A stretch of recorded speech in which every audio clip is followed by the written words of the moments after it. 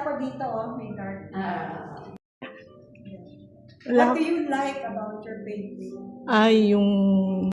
In fact, Pag malayo pala, okay. Kanina hindi ko na... kaya kayo nilalayo sa inyo. Ah. Kasi pag malayo, mas nakikita niyo yung impact ng work. And you should try to do that. That's why I said, leave your painting, walk away. And look at it. No? Parang, kung sa akin, banayad yung yung sa kanya, storm, yung sa'yo parang yung willows na, you know, pag feel mo, ganito, tuloy nyo doon. Don't try to copy. And that's the reason why I gave you a not perfect, not even good reference materials.